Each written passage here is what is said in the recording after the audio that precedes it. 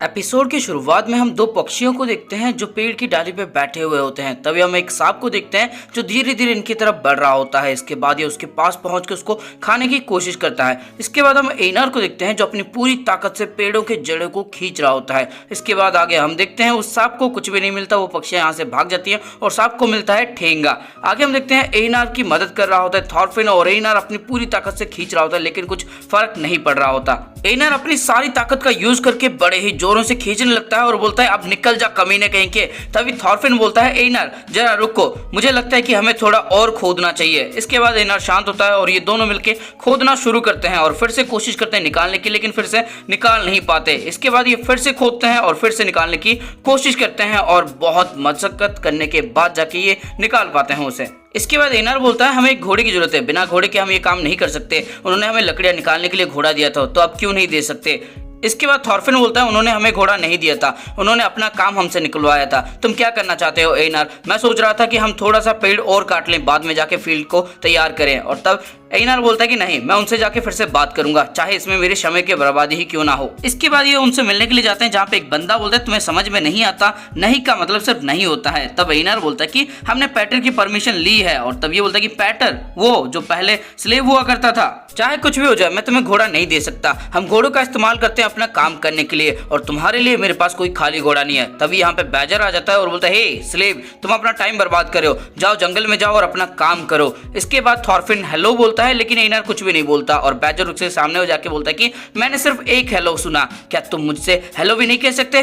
तुम पहले की तरह ही अभी तक रूड ही हो। इसके बाद एक बंदा आता है और बोलता है कि मैं घोड़ा लेके जा रहा हूँ और ये बंदा उसको परमिशन भी दे देता है। इसके बाद बैजर बोलता है कि मैं सोच रहा था कि तुम्हारी हैसियत हमारे सामने कुछ भी नहीं है, तुम स्लेव हमारे लिए सिर्फ गाय बकरियां भेड़ बकरियों की तरह ही हो, उससे ज्यादा कुछ भी नहीं। खेतीबाड़ी करने के लिए एक जमीन दी जा रही है, वही बहुत बड़ी बात है, जाओ अपने शरीर का इस्तेमाल करके काम करो। और वो हंसने लगता है। इसके बाद हम एनर को देखते हैं जो काफी ज्यादा गुस्से में होता है और बोलता है कमीना कहीं का, अब हमारे पास कोई चॉइस नहीं है, हमें मास्टर से बात करनी होगी। हमें एक घोड़े की जरूरत है, सिर्फ जड़ों को निकालने के लिए नहीं, हमें खेतों के लिए भी एक घोड़े की जरूरत है। चाहे वो कितना भी बुली क्यों ना कर ले, वो मुझे रोक नहीं पाएंगे। और तब थॉरफिन बोलता है अगर मास्टर की मदद से हमें एक घोड़ा मिल भी जाता है तो भी रिटेनर हमसे निराश होंगे, वो हमें और भी ज्यादा नफरत करने लगेंगे। इसके बाद एनर बोलता है तो तुम क्या चाहते हो, क्या तुम खुद काम करना चाहते हो? पता नहीं हमें इसमें कितने साल लग जाएंगे और उसके बाद हम खेती कब कर पाएंगे। इसके बाद थॉरफिन बोलता है जंगल बहुत बड़ा है, हमें थोड़ा और साफ करना चाहिए, उसके बाद इसके ऊपर खेती करने की सोचनी चाहिए, क्योंकि इसको समतल करना और उसके ऊपर खेती करना बहुत मुश्किल होने वाला है। तभी एनर इसको धक्का मारता है और बोलता है थॉरफिन तुम हमेशा इतना डिमोटिवेटेड क्यों रहते हो?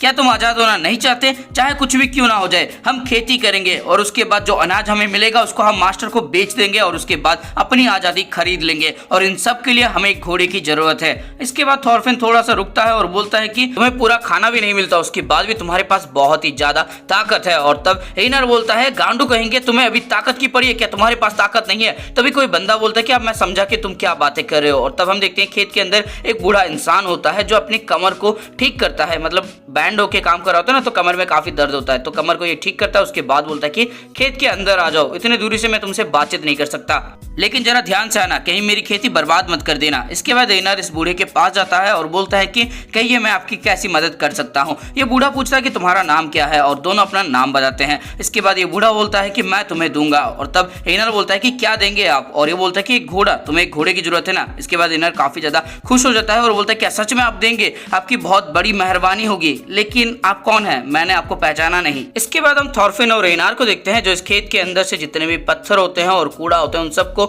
निकाल रहे होते हैं। इसके बाद एनर खड़ा हो जाता है और बोलता है कि मेरी कमरे में काफी ज्यादा दर्द है, और वो अपनी कमर को पकड़ने लगता है। इसके बाद वो फिर से बैठ जाता है और फिर से पत्थर निकालने लगता है और बोलता है हे दादाजी। और तब वो बंदा बोलता है कि नहीं, तुम्हारे लिए मैं दादाजी नहीं, मेरा नाम सेवर्कल है, लेकिन तुम मुझे बुलाओगे मिस्टर सेवर्कल। इसके बाद एनर बोलता है ठीक है मिस्टर सेवर्कल, हमें ये पत्थर कब तक निकालना पड़ेगा? और वो बूढ़ा यानी कि सेवर्कल बोलता है कि जब तक सब कुछ खत्म नहीं हो जाता, यानी कि पूरे खेत के जब तक पत्थर निकल नहीं जाते तब तक निकालना पड़ेगा। इसके बाद सेवर्कल बोलता है तुम काम भी कर रहे हो, मुझे तो नहीं लगता। इसके बाद ये दोनों सॉरी बोलते हैं और अपना काम फिर से शुरू करते हैं। इसके बाद ये सारा पत्थर निकाल लेते हैं और तब सेवर्कल इनको बोलता है कि तुमने बहुत बढ़िया काम किया। इसके बाद एनर बोलता है मिस्टर सेवर्कल, आप हमें घोड़ा देने वाले थे। और तब सेवर्कल बोलते हैं कि वो बास्केट लेके मेरे पीछे आओ। इसके बाद हम देखते हैं कि इन दोनों को काम दिया होता है, घर का लकड़ियां काटने का काम इन दोनों को दे दिया होता है मिस्टर सेवर्कल ने। और तब सेवर्कल बोलता है कि लकड़ियां काटने के बाद पानी भी भर देना। इसके बाद वो बिल्कुल वैसा वैसा ही करने के लिए मजबूर हो जाते हैं। इसके बाद एनार बोलता है ये तो हमारा पूरी तरह से फायदा उठा रहा है, हमारे पास इन सब के लिए वक्त नहीं है। क्या वो बूढ़ा इस रूम के अंदर, इस बड़े से घर के अंदर अकेला रहता है? और तब थॉरफिन बोलता है मुझे नहीं पता, मैं भी उसको पहली बार देख रहा हूँ। इसके बाद एनार बोलता है क्या वो हमें सच में घोड़ा देगा? कहीं वो हमसे फ्री में काम तो नहीं करवा रहा? और तब थॉरफिन बोलता है कि क्या फर्क पड़ता है इससे, हम तो स्लेव ही हैं, हमारे लिए ये नॉर्मल दिन है। और तब एनार बोलता है कि हम मास्टर के स्लेव हैं। तभी वो बूढ़ा खिड़की से देखता है और बोलता है कि चाहे तुम्हारी परिस्थिति कैसी भी क्यों ना हो, मुझे उससे कोई फर्क नहीं पड़ता, हमारा यही अग्रीमेंट था, तुम मेरे घर के काम करोगे तो जाके मैं तुम्हें घोड़ा दूंगा, तो तुम अपना काम करो और तुम्हें वो मिल जाएगा, क्या तुम समझ गए? इसके बाद हम देखते हैं मिस्टर सेवर्कल ने इनको घोड़ा दे दिया होता है, जिसकी मदद से ये बहुत सारे जड़ों को निकाल पा रहे होते हैं। एनर बहुत ही ज्यादा खुश होता है। इसके बाद एनर उस घोड़े को जाके पकड़ लेता है और बोलता है कि मुझे भरोसा नहीं होता कि उसने हमें घोड़ा दिया। वो बूढ़ा इंसान सच में काफी अच्छा इंसान है और एनर बहुत ही ज्यादा खुश होता है। आगे हम देखते हैं कि ये हर रोज जाके पहले काम करते हैं उस बूढ़े का और उसके बाद इनको घोड़ा मिलता है, जिसके बाद ये अपने खेतों के ऊपर काम करते हैं और जितने भी जड़ें होती हैं पेड़ों के उन सबको साफ करते हैं। इसके बाद हम देखते हैं बहुत सारे जड़ों को इन्होंने निकाल लिया होता है। थॉरफिन काफी ज्यादा थका हुआ लग रहा होता है और वो खेतों की तरफ देख रहा होता है। तभी एनर उसके कंधे के ऊपर हाथ रखता है। इसके बाद ये दोनों आगे बढ़ने लगते हैं अपने घर की तरफ, जहाँ पे एनर बोलता है अगर ऐसा ही चलता रहा तो फॉल सीजन के अंदर तक हम अपनी खेती शुरू कर सकते हैं। उम्मीद है कि वो बूढ़ा हमें एक हल देगा जिसमें चक्के लगे हुए होंगे। इसके बाद थॉरफिन बोलता है फॉल सीजन में हम कौन सी खेती करेंगे? और तब एनर इसको घूर के देखने लगता है और बोलता है क्या?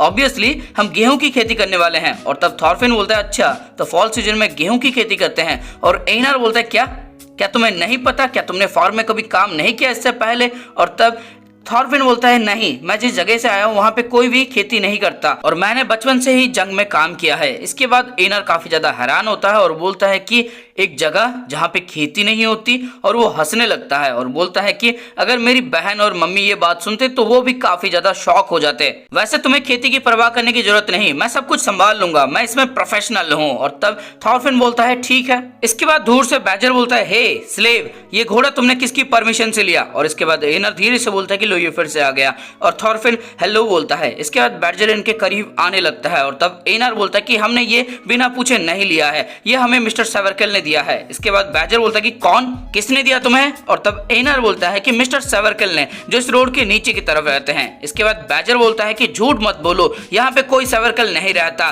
तुमने ये चोरी की है ना? और तब दूसरा बंदा चेक करता है और बोलता है कि ये तो हमारी तवेले का घोड़ा जैसा नहीं लगता। और तब बैजर बोलता है कि स्लेव बताओ तुमने इसको किससे चोरी किया है? और तब एनर बोलता है बोला ना मिस्टर सेवर्कल से हमने लिया है, क्या तुम उसे नहीं जानते? जो छोटा सा है और उसके बाल नहीं है, वो टकला है। और तब बैजर सोचता है कि बाल नहीं है, टकला है, बूढ़ा इंसान है, कहीं वो ओल्ड मास्टर तो नहीं? मैंने कभी सोचा ही नहीं था कि उनका नाम ये भी हो सकता है। इसके बाद एनर हैरान हो जाता है और बोलता है कि कौन ओल्ड मास्टर? इसके बाद दूसरा बंदा बोलता है कि कहीं तुम झूठ तो नहीं कह रहे? वो ओल्ड बंदा काफी ज्यादा खड़ूस है, वो तुम्हें अपना घोड़ा नहीं दे सकता, वो कैटल के पिताजी हैं, इस फार्म के अंदर सबसे ज्यादा इंपॉर्टेंट इंसान वही है। इसके बाद हम देखते हैं थॉरफिन और एनर मिलकर खेती कर रहे होते हैं, जहाँ पे एनर बोलता है कि इस रो को खत्म करने के बाद हम एक दिन का रेस्ट लेंगे, एक दिन के लिए हम कोई काम नहीं करेंगे। और थॉरफिन हाँ भरता है। इसके बाद एनर थॉरफिन को रुकने के लिए बोलता है और वो रुक जाता है। इसके बाद एनर बोलता है कि लगता है जो जड़ें बहुत ज्यादा मोटी हैं, बहुत अंदर घुसी हुई, उनको हमने ठीक से नहीं निकाला है। और वो खुद अपनी हाथों की मदद से उसको पीट के निकालने की कोशिश करता है और बोलता है इस साल हमें थोड़ा आराम से करना होगा, कहीं हम ज्यादा प्रेशर देके इस हल को तोड़ ना दें। इसके बाद हम देखते हैं थॉरफिन को, जो खेतों की तरफ देखता है और बोलता है ये तो कमाल का है, एक दिन के अंदर हमने इस बेकार की जमीन को इस चीज में बदल दिया। इसके बाद एनर बोलता है जरा उधर देखो, वहां पे एक हल है, उस तरफ देखो, वहां पे तो 2 हल हैं, जरा उनके पास देखो, उनके पास अभी तक 10 हल हो चुके हैं और इस साल वो और भी 4 नए हल खरीदने वाले हैं। लगता है हमारा मास्टर बहुत ही ज्यादा अमीर है। इसके बाद थॉरफिन बोलता है क्या ये सच में इतने ज्यादा महंगे हैं? और एनर बोलता है कि हाँ, हमारे गांव के अंदर 8 फैमिली के पास सिर्फ एक हल हुआ करता था, मुझे खुशी है कि ओल्ड मास्टर के पास एक था, वरना वो रिटेनर हमें कभी एक लेने नहीं देते और उसके बगैर हाथों से काम करना बहुत ही ज्यादा मुश्किल होता। एक हल और एक घोड़ा होने से काम बहुत ज्यादा आसान हो जाता है। क्या कमाल का इन्वेंशन किसी ने किया है। मैं श्योर हूँ कि जरूर वो भी कोई फार्मर रहा होगा, क्योंकि अगर कोई फार्मर नहीं रहा होगा तो उसको कभी भी समझ में नहीं आता कि कितना ज्यादा मुश्किल है खेती करना। आगे एनर बोलता है थॉरफिन तुम्हें सच में खेती के बारे में कुछ भी नहीं पता, सब कुछ तुम्हारे लिए नया है, तुम एक बहुत बड़े बच्चे हो। इसके बाद बारिश होने लगती है और एनर बोलता है थॉरफिन चलो यहाँ से चलते हैं, काफी ज्यादा तेज बारिश हो रही है। इसके बाद हम सेवर्कल को देखते हैं, जो बोलते हैं क्या तुम बारिश के लिए तैयार हो। और तभी हम देखते हैं कैटल को, जो बोलते हैं कि आप बातों को घुमाने की कोशिश मत कीजिए, मुझे आपकी हेल्थ की परवाह है डैड। आप अकेले रहने के लिए बहुत ज्यादा बूढ़े हो चुके हैं, पिछली बार आप खेतों में गिर गए थे, आपकी किस्मत अच्छी थी कि स्नेक आसपास था। इसके बाद सर्कल बोलते हैं मेरी ख्वाहिश है कि मैं खेतों में ही काम करता हुआ मर जाऊं। और तब कैटल बोलते हैं कि आप अकेले रहते हैं, यही आपके लिए बहुत ज्यादा है, आप फिजिकली काम करने के लिए फिट नहीं है डैड। और तब सर्कल बोलते हैं कि अपना काम करो, मैं ठीक ठाक कर रहा हूँ सब कुछ। इसके बाद कैटल बोलते हैं आप जिद मत करिए डैड। और तब सर्कल बोलते हैं कि तुम और मैं अलग अलग सोचते हैं, अगर हम एक साथ रहेंगे तो फिर हम हमेशा लड़ते रहेंगे।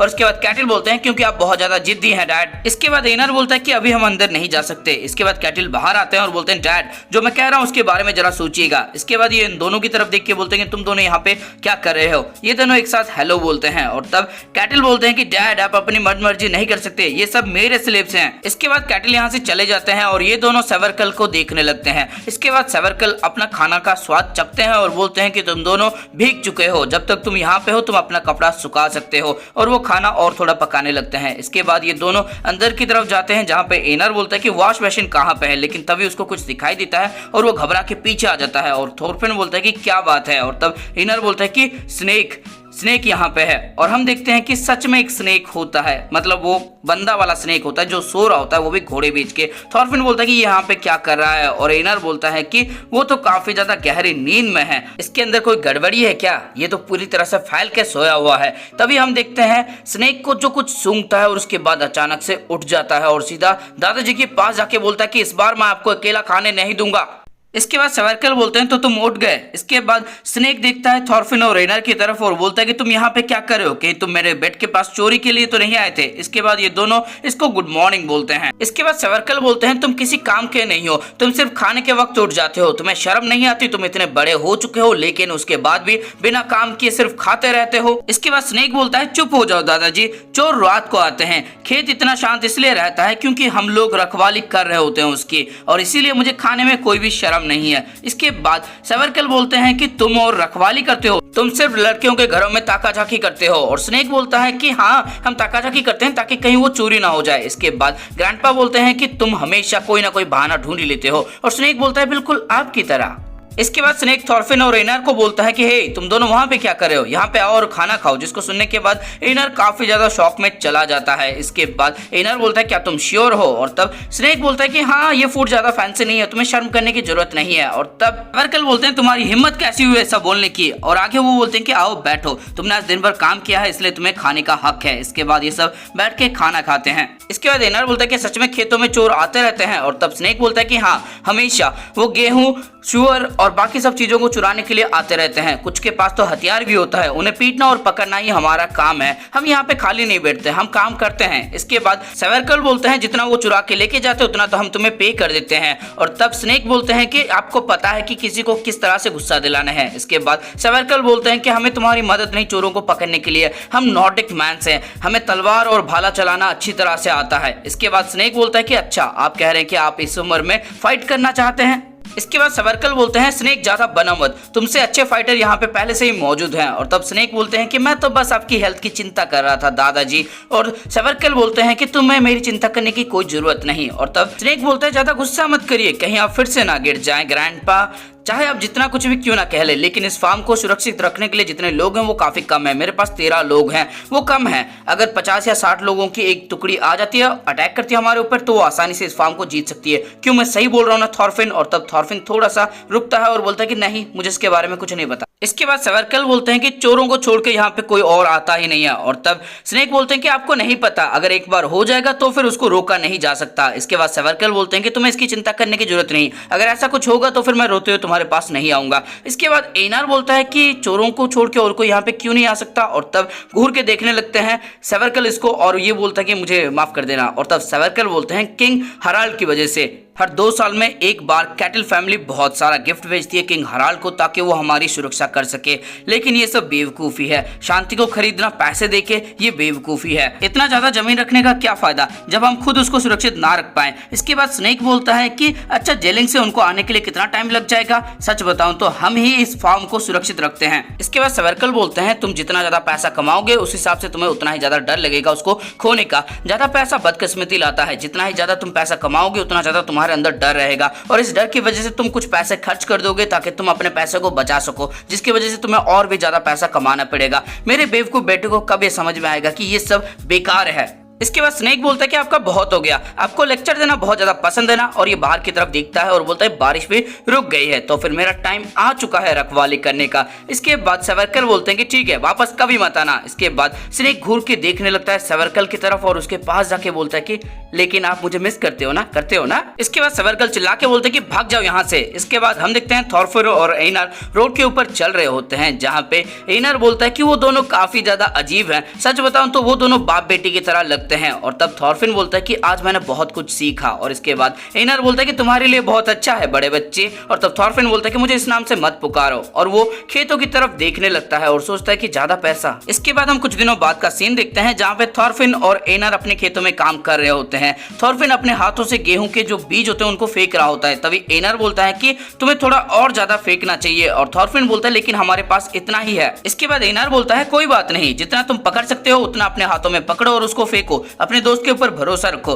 तब थॉरफिन बोलता है दोस्त। और इसके बाद एनर बोलता है क्या बात है, तुम सवाल खड़े कर रहे हो, क्या हम दोस्त नहीं हैं? इसके बाद थॉरफिन मुट्ठी भर के गेहूं पकड़ता है और उसको खेतों की तरफ फेंकता है और बोलता है नहीं, हम दोस्त हैं। और दोस्तों इसी के साथ ये वाला एपिसोड हो जाता है खत्म। तो दोस्तों इस वीडियो के अंदर आपको कुछ भी अच्छा लगा, फिर मजा आया तो इस वीडियो को लाइक कर दो। कमेंट करके बताओ क्या तुम्हारे पास खेत है और तुमने क्या कभी खेत में काम किया है। और दोस्तों अगर मेरी तरह तुम्हें भी लगता है कि एनर की वजह से थॉरफिन फिर से जीना शुरू कर रहा है, तो फिर इस वीडियो को अपने दोस्तों के साथ या फिर किसी एनिमे लवर के साथ शेयर कर देना। और अगर चैनल पर नए हो तो फिर चैनल को सब्सक्राइब करो। उसके बाद घंटा या फिर घंटी जो भी तुम्हें दिखे उसको जोरों से बजा देना, क्योंकि दुनिया में हर कोई कुछ ना कुछ बजा रहा है, तुम कम से कम घंटी ही बजा लो।